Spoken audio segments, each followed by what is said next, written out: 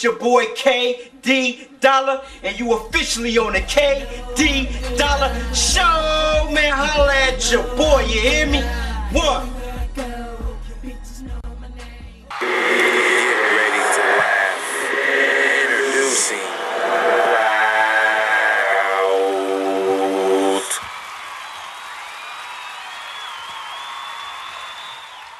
I had a bad experience 2 weeks ago. 2 weeks ago, a friend of mine decides he wants to go to a basketball game. There ain't nothing wrong with that. This son bitch take me to an albino basketball game. Everybody in this mother albino. We get to the door to pay our ticket, everything in here is black as hell, pitch black, and they handing out mother night vision glasses. It's okay, honey, you can laugh. That motherfucker ain't here tonight. You was night vision glasses and shit. I go shake one of these motherfuckers. You ever shake one of these motherfuckers' hands? Man, it's like shaking hands with an alien in this motherfucker. It's real. This shit cold like a fucking, like he burying bodies and shit. And you notice you ain't never seen two of these motherfuckers dating each other. You ain't never seen albinos dating each other. Why is that? Is they afraid to have kids and shit? You know, motherfucking babies be born invisible.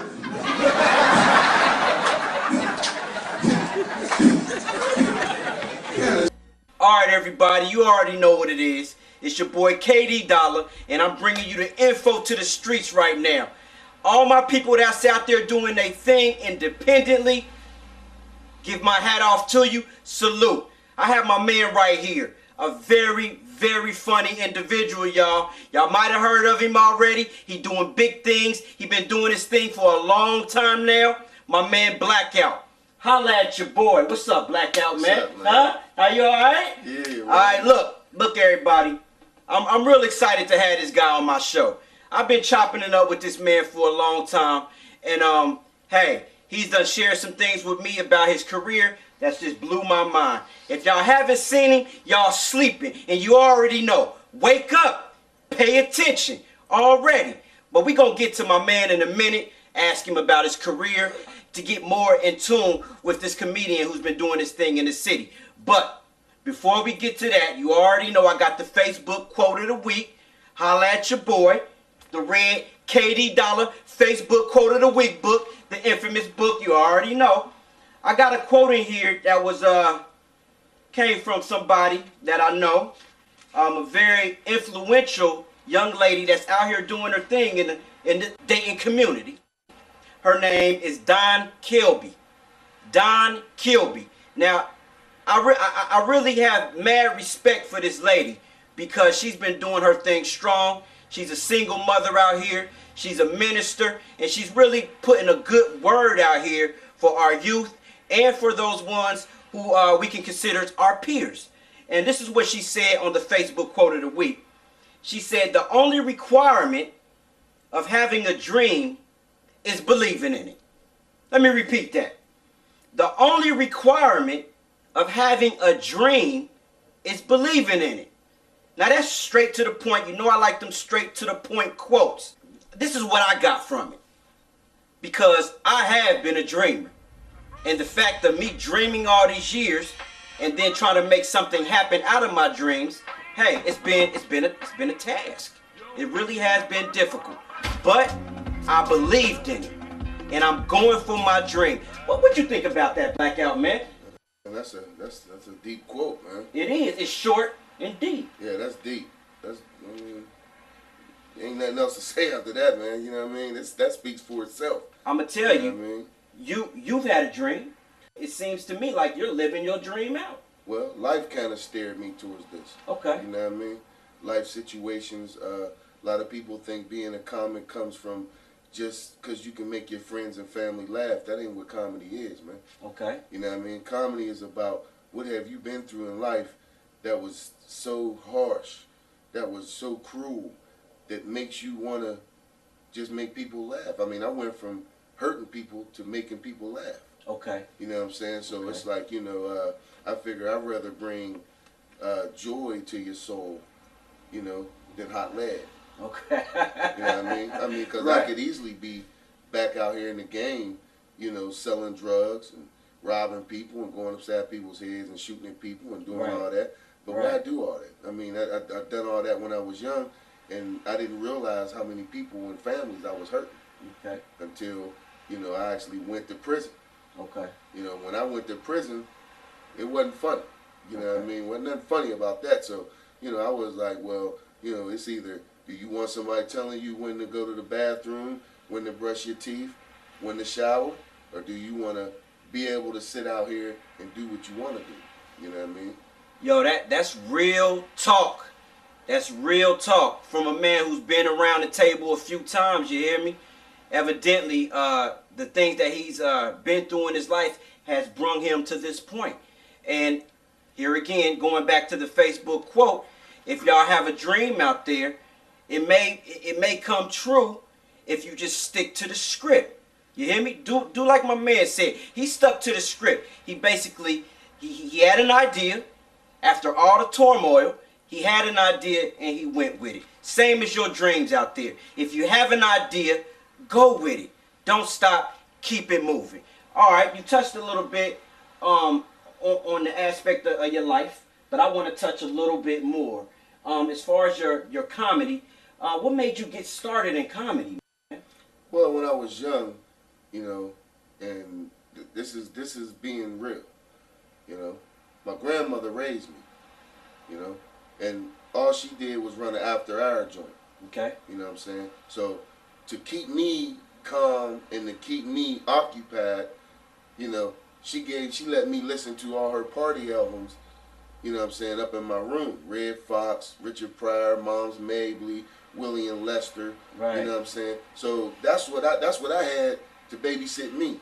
Okay. You know what I mean? Eddie Murphy back when he was doing his little thing, and when he first started singing and all that, trying to sing and stuff. So what it did was, you know, we would go to church and come home, and my grandmother would make me perform the pastor that we just saw in front of her friends. You know? Really, at a young age? Yeah. I would actually stand there in front of them. I mean, it's about 15, 20 people, man. They drinking, getting drunk. These is women and men, you know what I mean, older people. Right. And I'm sitting there and I'm performing the pastor, you know what I'm saying? Wow. So, you know, and it's just, from there, I just was like, I always want to do that, you know what I mean? I want to do that. But then when you got stuff that happens to you in your life, friends, the wrong people, the wrong crowd, you know what I mean? Gangs and stuff kind of steered me away from what I've been chasing my whole life. It's like it kept pulling me away, and I'd get in trouble, and it take me over this way, and here I'm trying to run back to it, and something else pulled me away, you know what I mean? So now that I got older and I'm able to control my own destiny, I said, you know what? I'm going to try it. Okay. I went on stage in a hillbilly bar in Cincinnati. You just went for it. Went in there, they had open mic. He went for it. You know what I mean?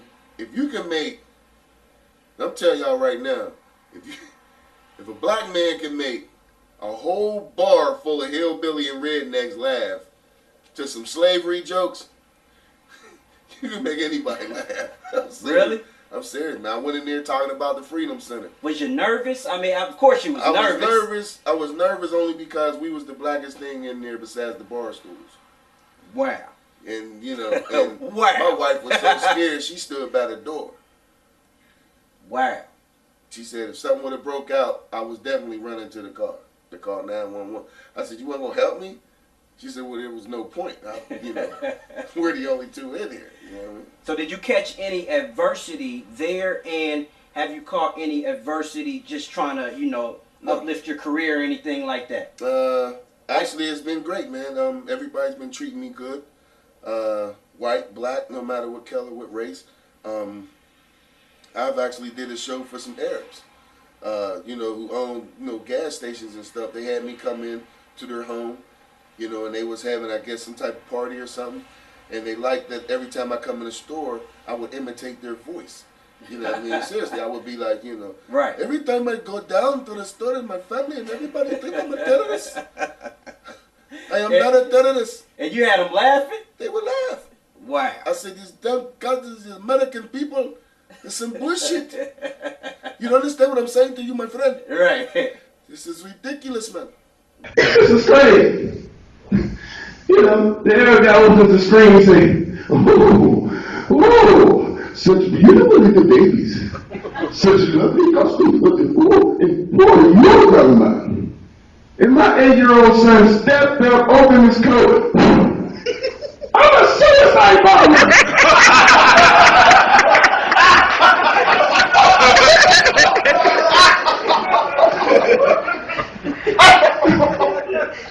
It's fucking Asians and white folks kicking, falling, and running and shit. They laugh a little at me. I can't believe he let him say that. I'm about to get in his little behind till the air guy look at me and say, no, wait. You get extra candy for that costume. It almost looks like mine.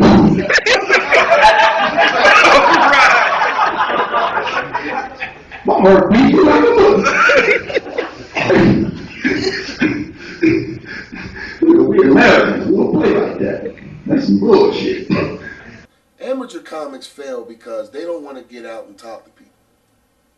Okay? I go on Facebook and I see amateur comics on Facebook, clowning people on Facebook. Right. And I get on there and I tell them, bruh, keep your comments for the stage.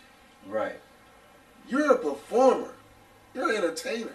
Right. You have to keep anything you have to say about anybody, whether they're Jewish, black, white, red, Indian, whatever, Mexican. If you have something to say about them, Jehovah's Witness, if you have anything to say it on stage. Right. You know what I mean? That proves how good you is. Trying to get a laugh on Facebook ain't good. I mean, that's just to the point to where that's just, you're reaching. Trying to get a laugh on Facebook ain't good. There's a lot of people getting the laughs on Facebook, though. I mean, it's a lot of people getting laughs on Facebook, but that's because people not laughing with them. They're laughing at you. I mean, you have to understand there's a difference between laughing with you and laughing at you. Yeah, you know there is a difference. It's like you got women searching for their next baby's daddy on Facebook. They dressed in their bra and panties, posing in front of a... And they always pose in front of their bed. I don't know why they're in their bedroom or their bathroom. In the bathroom ain't clean. In the bathroom, right? Right. In the bathroom. You know what I'm saying? You're in the bathroom, it ain't clean. You got laundry on the floor, you know what I'm saying? You got, little drops of piss on your toilet. You in your bedroom posing, you know what I mean? You got dried piss stains on your mattress. I mean, come on. Right. Your brown panty is the only thing that's matching. That's probably the only thing you got that matching your whole wardrobe. You gotta stop this, man. Right. Black people don't understand that what comics do is when we see stuff like that, I'm going to expose it. I'm going to get on stage and give you your 5, 10, 15, 20 minutes of fame in front of the world. That's what comics do. They expose people. Yeah. Real talk. Yeah. Hi, Mom. I want to make sure I get everything in there. Like, as far as your career is concerned, I know that you've been doing your thing, and you've talked about that. But where do you see yourself in the next couple of years? Like 3 years, 2 years from now? 2, 3 years from now? Yeah, where would you like to be? I like to be on TV. I like to be doing big things in front of... I feel that my talent is staging itself for a bigger crowd. You know what I mean? I think my talent goes beyond the 75, 140 people. I think I'm ready for the 500 to 1,000 people crowd. You know what I mean? Okay. The 1,000 to 2,000 people crowd. Something like the Apollo Theater size. You know what I mean? I'm ready for those type of stages, man. Because once I'm in front of that audience, and it's something that it's like electricity that goes through me, I feel almost like I'm outer body. Mm. You know what I'm saying? It's almost like I'm sitting out there and I'm, Right. Has anybody tried to heckle you? I know a lot of comedians that I've watched, they occasionally catch that person in the audience that's trying to be funny.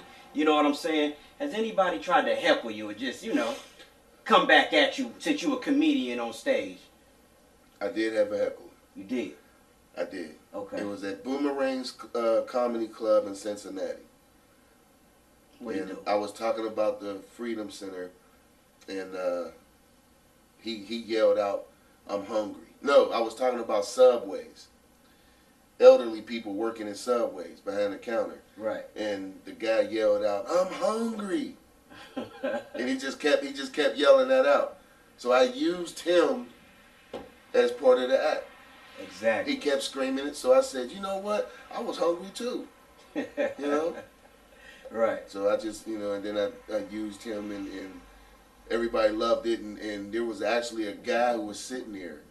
He was a talent comedy skit writer. Okay. And I guess a talent scout, and he was faking like he was drunk or drinking or something. But come to find out, this guy was watching all the other comics. And he actually had that guy heckle all the comics. On purpose. On purpose. To see if you can handle the pressure. If you would crack and break off your stride. Wow. He took my name, and I ended up getting 2 or 3 gigs in Pittsburgh for that, man. Wow. Yep. Wow. So you got a DVD out now. You want to show everybody your DVD? Yes, sir. This is the Show it to the camera for him one time. This is the Bllackkoutt DVD right here, comedy DVD. You know what I'm saying? It has my autograph on the front. I even autographed the disc inside. We're also going to be doing a clothing line, the Bllackkoutt Comedy clothing line. We're also going to be giving away free headshots, T-shirts, dog chains. We even got Bllackkoutt dog chains. We trying to do it up big, man. We're doing shoes, pants, hats, hoodies. You know what I'm saying? We don't have too much for women. It's kind of hard. Women don't just wear anything. You know what I'm saying? You're right about that. So so you got to make sure you cop one of these, man. I can't keep them in. Every time I get them in on a Friday, they gone by Monday, no later than Tuesday. So if you see me on Facebook, I'm on Twitter. You know what I mean? Bllackkoutt 2011. You know what I mean? Jump on there, get you one of these, catch the shows, come get your laugh on. So they can get it. How do they go about getting it? You said on Twitter. They can go. You can go on Facebook, request me as a friend. Just type in Bllackkoutt. That's spelled BLLACKKOUTT. And the reason why I made it 2 L's, 2 K's, 2 T's is because laughter kills time. You can reach him on Facebook. You can reach him on Twitter. You can contact me if you need to, but you need to cop this DVD right here. He's funny. This man is doing his thing right now. Just one more question I really wanted to ask you. Yes, I know you talked about some of your influences earlier when your mom used to sit you down and have you listen to the comics. But as of right now, the comics that's on the scene right now, who would you look up to? Who do you respect? Dave Chappelle. Dave Chappelle. I like Dave Chappelle. That's my man right there. Reason why I say Dave Chappelle is because rarely do you hear him repeat any of his material. You're right. And that's what I try to do. Now, if I'm in a contest or something like that, then I got to bring all I got. But when it's me out doing shows, I try not to repeat myself. Okay. I try to come with new, fresh material every time, because immediately after I'm done with my show, it gets shot off to YouTube. So I can't be repeating myself. Okay. You know what I'm saying? We're doing DVDs. Nobody wants to buy a DVD from you and then come see you rehearse the DVD in person. That defeats the purpose. You know what I'm saying? Right. I'm not going to pay $48 to come see somebody when I could have watched that material at home with my girl online. That same material. That same material. You got a lot of comics that's professionals out there doing that right now. Yeah. Getting paid. I'm not going to say any names, you know. Once again, everybody, we got my man Bllackkoutt. If you haven't had a chance to check this brother out, you got his information now. Go to his site. Look for the DVD. He mad funny. He doing major things out here right now. Tune in for more. Once again, I'm bringing you the info to the streets all day long. Holla at your boy.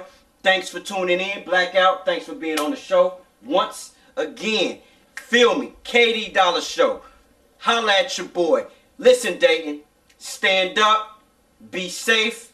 You know what I'm saying? We trying to get it right now. We trying to jump like Jordan. You already know. And Holla at your boy. And I take food stamps. He take food stamps. That's real. Peace, y'all.